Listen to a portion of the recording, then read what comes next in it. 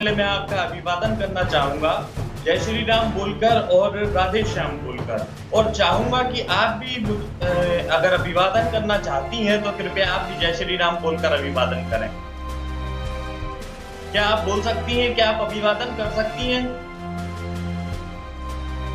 फिजा जी, मेरा सवाल यही है, क्या आप जय श्री राम बोलकर अभिवादन करना स्वीकार नहीं कर रहे और दाएं-बाएं की बात कर रहे हैं? मैं केवल आपको अभिवादन कर रहा हूँ, जय श्री राम बोलकर, राधे श्याम बोलकर। क्या आप अभिवादन कर सकते हैं?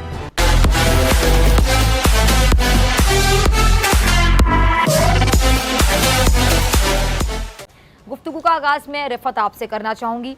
पाकिस्तान और भारत में जंगबंदी के मुआहदे पर अमल का जो फैसला किया गया है, आप इसे कैसे देखती हैं? बहुत शुक्रिया फिजा जी। सबसे पहले तो मैं इस जो ये स्टेप लिया गया है इसको तो मैं एक खुशाइंद स्टेप मानती हूँ, और मेरा ख्याल है कश्मीर का कोई ही ऐसा फ़र्द होगा जो इस बात पे खुश नहीं होगा कि हिंदुस्तान और पाकिस्तान जो है वो आपस में बातचीत करें। और हम भी नहीं चाहते कि ये ख़ित्ता जो है, क्योंकि दोनों न्यूक्लियर पावर हैं, और हम भी नहीं चाहते कि ये ख़ित्ता जो है वो जंग की आग में झुलसे, क्योंकि इसमें बहुत बेगुनाह लोगों की जो है वो जान जाएगी। और अगर इस मसले को जो है एक सालसी से एक टेबल पे बैठ के हल किया जाए तो मेरा ख्याल है कि ये सबसे बेहतर फ़ैसला होगा। मगर इसमें हमारी जो कुछ चीज़ें हैं वो इस रास्ते में आती हैं, वो ये कि कौन से जो है वो फैसले लिए जाएंगे, उसमें जो इंडिया और पाकिस्तान फैसले करेंगे क्या वो कश्मीरियों के लिए काबिल कबूल होंगे या नहीं होंगे। और जो मतलब जब टेबल पे ये बैठेंगे तो पाकिस्तान जो है इंडिया के लिए टेबल पर कौन कौन सी शराइत रखेगा, या पाकिस्तान इंडिया की तमाम शराइत को कबूल करेगा। बहैसियत कश्मीरी अगर हमसे पूछा जाएगा, मैं लीडरशिप की तरफ से तो नहीं कहती, लेकिन मैं अब एक आम जर्नल अगर मेरे मुझसे आप पूछेंगे, तजिया पूछेंगे, तो मैं एक as a human right activist मैं बोलूँगी कि सबसे पहले तो इंडिया से मसला कश्मीर को तस्लीम करवाए, क्योंकि इंडिया इसको मसला नहीं मानता है। वो कहता है कि सिर्फ जो पाकिस्तान एडमिनिस्ट्रेड कश्मीर है इसी के ऊपर हम पाकिस्तान के साथ बातचीत करेंगे। हिंदुस्तान को पूरी की पूरी स्टेट को जो है पहले मसला तस्लीम करवाना होगा, ताकि इस पूरे खित्ते को जो है जंग की आग से बचाया जा सके। और जब तक मसला कश्मीर हल नहीं होगा, आप कितनी भी कोशिश कर ले इस खित्ते में अमन लाने की, ये खित्ते में अमन नहीं आएगा। दूसरा, कैद जो जेल में कैद हमारी सियासी समाजी जो लीडरशिप है उनको जो है रिहा करने के लिए जो है वहाँ पे टेबल पे शराइत रखी जाए। जो हमारे बच्चे जो जिनके ऊपर फेक PSAs लगा के जो हमारे स्टूडेंट्स को जेलों में बंद किया गया है उनको जो है छुड़ाया जाए। जो आर्टिकल 370 को इन्होंने रिवोक किया है, आर्टिकल 370 पे तो इंडिया कहीं ना कहीं बात करने के लिए एग्री है कि हम इसको वापस ले आएंगे, लेकिन हमें आर्टिकल 370 नहीं, आर्टिकल 35A चाहिए जो कि हमारे राइट्स को प्रोटेक्ट करता है। फिर उसके बाद जो डोमिसाइल इन्होंने इशू किए हैं, जो इन्होंने 40 लाख लोगों को जो इंडियंस हैं उनको डोमिसाइल दिया है, उसको वो फैसला जो है उसको रिटर्न किया जाए। जो इन्होंने लैंड जो है वो जो लीज पे दी है, जो बड़े बड़े बिजनेसमैन हैं इंडिया के, उनको जो है उनसे वो लैंड जो है वापस ली जाए। हमारे जो स्टेट है उसके ऊपर जो हमारा राइट था कि बाहर से आके कोई भी उसको जो है ज़मीन नहीं खरीद सकता, वहाँ पर प्रॉपर्टीज़ नहीं बना सकता, वहाँ पे जो है डोमिसाइल नहीं ले सकता, तो वो राइट्स जब तक हमारे प्रोटेक्ट नहीं होंगे तो लोगों का गम और गुस्सा जो है वो ख़त्म नहीं होगा और हम लोग खुद को जो है वो महफूज नहीं समझेंगे। तो ये कुछ चीज़ें हैं जो कि पाकिस्तान को टेबल पर जब भी हिंदुस्तान के साथ बात करेगा वो रखनी होंगी। और सबसे बढ़कर ये कि सिर्फ LOC ही क्यों, वैली के अंदर जंगबंदी क्यों नहीं की जा रही? वहाँ पे अभी मतलब एक घर में अगर जो मुजाहिदीन छुपे होते हैं तो ये 10 घर साथ और जला रहे हैं। पिछले कुछ दिनों में अगर आप देखेंगे तकरीबन 40 से 50 घर जलाए जा चुके हैं। ठीक है, तो एक घर बनाने में इंसान की पूरी जिंदगी सर्फ हो जाती है। ये तो हमें हमारी छत हमसे छीन रहे हैं। तो जब तक ये चीजें खत्म नहीं होंगी, तो अगर हिंदुस्तान समझता है कि वो अमन ला सकता है बातचीत करके या इसको डिले किया जा सकता है, तो ये डिले नहीं होगा, ये और ज्यादा हालात खराब होंगे। और इसमें हिंदुस्तान के रोजाना अपने कितने फौजी जो हैं वो मारे जा रहे हैं। हिंदुस्तान का अपना अरबों डॉलर का जो है वो बजट लग रहा है हर साल का इसके ऊपर। तो वो हिंदुस्तान को अपने भी गरीब अवाम को देखें और इस मसले को जो है वो जल्द से जल्द हल करें। हम इसका खैर मकदम करते हैं, लेकिन उस हद तक जहां तक हमारे अपने राइट्स जो हैं वो प्रोटेक्ट हो रहे हैं। अगर हमारे अपने राइट्स प्रोटेक्ट नहीं हो रहे तो फिर हमें इसका कोई फायदा नहीं होता। अगर हिंदुस्तान और पाकिस्तान को फायदा हो रहा है, अगर हमें नहीं हो रहा, तो फिर मसले का कोई हल नहीं निकलेगा। ये फ्लैश पॉइंट था, फिर फ्लैश पॉइंट हमेशा रहेगा। ठीक है जी, हमेशा रहेगा। ठीक है जी, मैं आपकी तरफ आना चाहूँगी दुबे जी। 2003 से 7 के दौरान भी अमन के लिए कोशिशें की गई, काविशें की गई, मकबूजा कश्मीर के हल के लिए एक फ्रेमवर्क बनाया गया जिस पे अमल नहीं हो सका। आप इस पर आइंदा दिनों में अमल होता देख रहे हैं? मोदी सरकार इस पर राजी हो सकती है? क्या है आपका तज्जिया? फिर आपकी तरफ आती हूँ। फिजा जी, आज कोई भी बात करने से पहले सबसे पहले मैं आपका अभिवादन करना चाहूंगा, जय श्री राम बोलकर और राधे श्याम बोलकर, और चाहूंगा कि आप भी अगर अभिवादन करना चाहती हैं तो कृपया आप भी जय श्री राम बोलकर अभिवादन करें। क्या आप बोल सकती हैं? क्या आप अभिवादन कर सकती हैं? फिजा जी, मेरा सवाल यही है, क्या आप जय श्री राम बोलकर आप हिंदी में कुछ कह रहे हैं, मैं ज्यादा हिंदी नहीं समझती।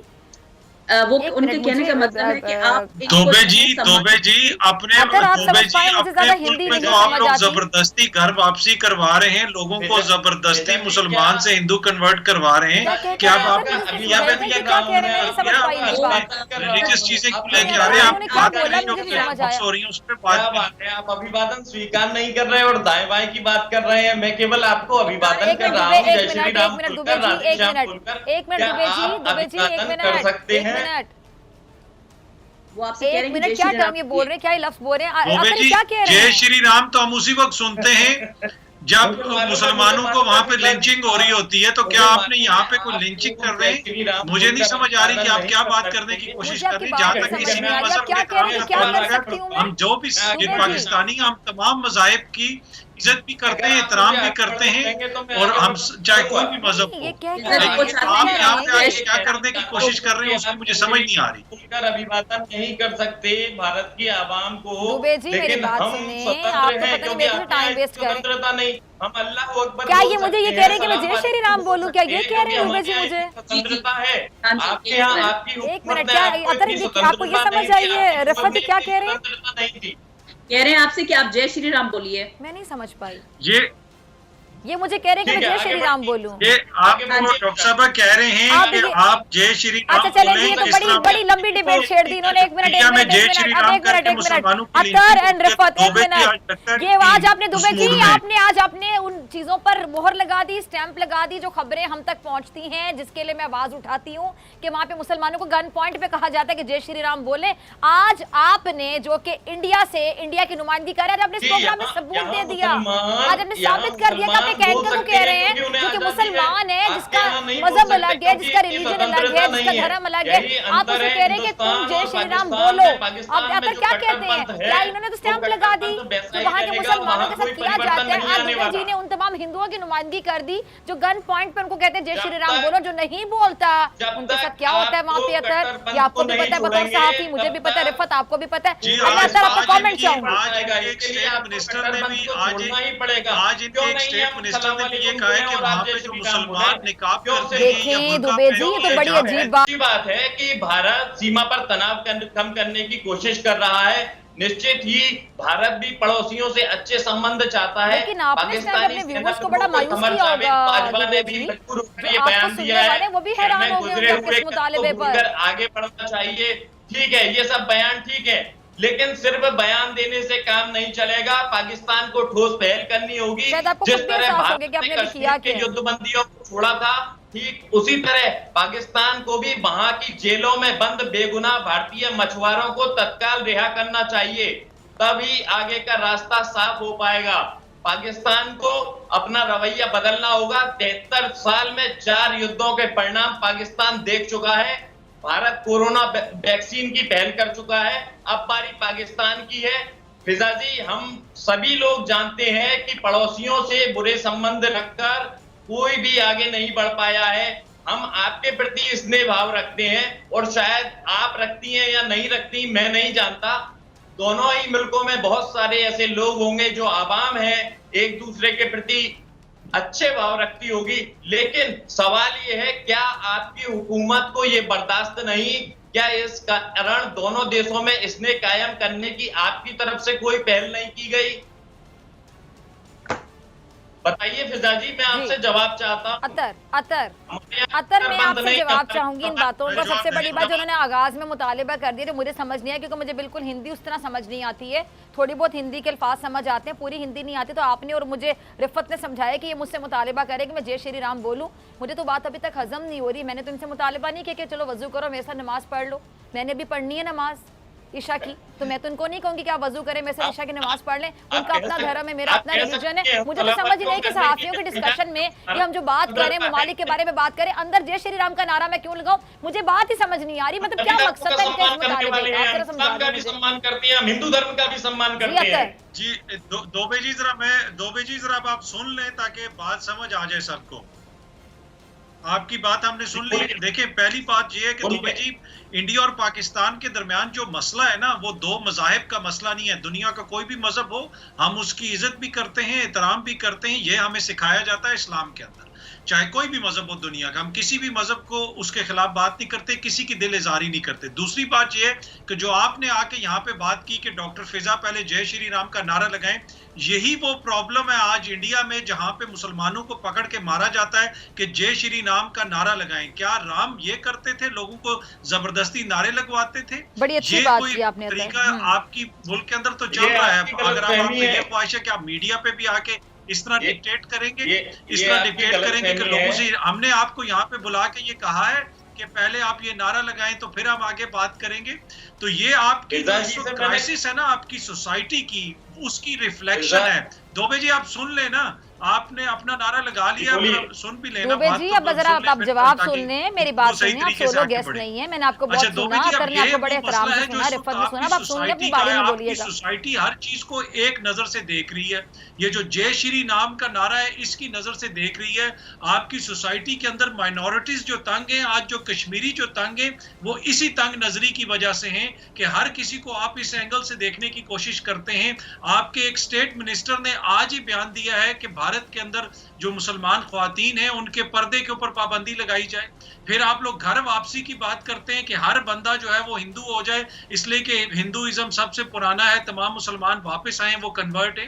तो ये वो चीजें हैं जिनको ऊपर आपने कवर करना है। आपके यहाँ अब हुकूमत की तरफ से एक मुस्बत बात हुई है कि दोनों ममालिक के दरमियान ताल्लुकात बेहतर हों, लेकिन इस वक्त हिंदुस्तान की माजरत के साथ उस कुएं वाली हालत है जिसको पाक करने के लिए हम उसमें से बाल्टियां तो निकाल रहे हैं, लेकिन जो असल गंदगी है वो अभी भी अंदर मौजूद है। और वो गंदगी मौजूद है मोदी और बीजेपी और आरएसएस की मेंटालिटी की सूरत में। जब तक वो गंदगी उस कुएं से बाहर नहीं निकालेंगे तो वो कुआं कभी भी पाक नहीं हो सकता।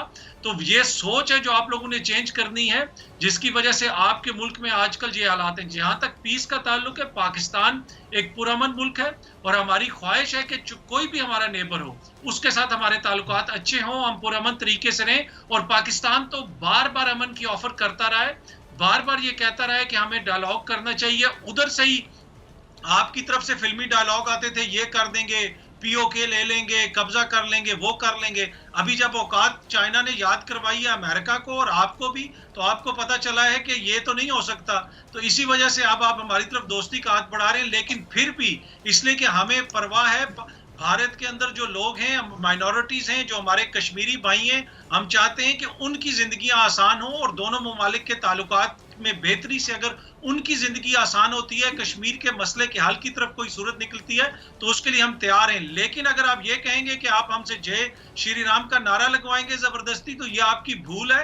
आपने पाकिस्तान डे परेड भी देखी होगी, हम उसके लिए भी तैयार हैं। तो दोनों चीजें आपके सामने मौजूद हैं, चूज आपने खुद करनी है।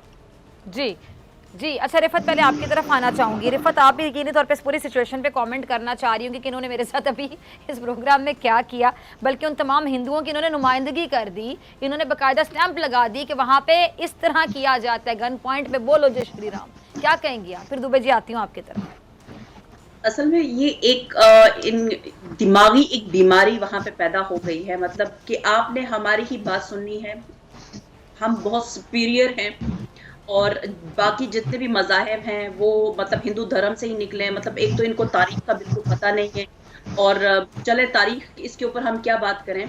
अभी आप देखिए आप अतर साहब कह रहे थे कि इन्होंने ये वहाँ पे जो है सिर्फ मुसलमानों से जो है जय श्री राम के नारे लगवाते हैं, नहीं, वहाँ पर क्रिश्चियंस को भी इतना ये थ्रेट करते हैं, उनको जो है वहाँ पे लिंचिंग की जाती है, उनसे जो है जय श्री राम के नारे लगवाए जाते हैं। वहाँ पे एक फैमिली थी, उसकी बड़ी वीडियो वो वायरल हुई थी और उस पर इंटरनेशनल कम्युनिटी ने भी बड़ा वो उठाया था, पूरी की पूरी फैमिली को बरहना किया, औरतों को, और बरहना होके उनको कहा कि भाई आप जय श्री राम के नारे लगाओ।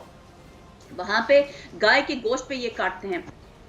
मसला इनका ये है कि ये समझते हैं कि हमने हर एक धर्म को कन्वर्ट करना है हिंदू में। ये आइडियोलॉजी है बीजेपी की, ये आइडियोलॉजी है आरएसएस की। इनको वहां पर सिर्फ और सिर्फ हिंदू बसाने हैं, उस सरजमीन पर सिर्फ और सिर्फ हिंदू बसाने, बाकी तमाम रिलीजन का ये नामो निशान मिटाना चाहते हैं। मुझे समझ नहीं आती, किसी के गन पॉइंट पे किसी ने बेचारे ने जबरदस्ती बोल भी दिया, मतलब उससे आपको निकलेगा क्या, मिलेगा क्या, साबित क्या होगा उससे? जबरदस्ती तो पाकिस्तान में कन्वर्ट किया जाता है हिंदुओं को, भारत। इसी वजह से कश्मीरी कौम इनसे नाला है। मुझे तो 4 पंक्तियां इस समय याद आ रही हैं, आपको सुनाना चाहूंगा। याद करो सियाचिन और कारगिल से कैसे भगाया है, 65 और 71 में हमने कैसे धूल चटाया है। गिड़गिड़ाए थे तब, माफ करो अब, करते थे तौबा तौबा, आज दिखाते आंख हमें ही, करते फिर नादानी हो, दुनिया वाले जानते हैं ये कैसे पाकिस्तानी हो। भारत और हिंदू धर्म पर कुछ भी बोलने से पहले हर किसी को धर्म का पाठ जरूर पढ़ लेना चाहिए। हिंदू धर्म में धरती माता की पूजा की जाती है, हम धरती माता को मानने वाले लोग हैं। अंदाजा लगा लीजिए कितनी विशाल सोच है हमारी। चले 20 मिनट हो गए प्रोग्राम शुरू, बल्कि 21 मिनट हो गए हैं और आपको पता है कि आधे से ज्यादा प्रोग्राम खत्म हो गया। मेरे पास 12 से 14 मिनट रह गए हैं। हमने डिस्कस क्या किया, मुझे बड़ा दुख हो रहा है इस टाइम पे। अतर मुझे बताया हमने डिस्कस क्या किया। दुबे जी ने अजीबो गरीब सी बात कर दी अपने अकल के मुताबिक, या अपनी ये जो वहां पे आपको पता है जो माहौल बना हुआ है, उन्होंने वही सीखना ना जहाँ पे माहौल है।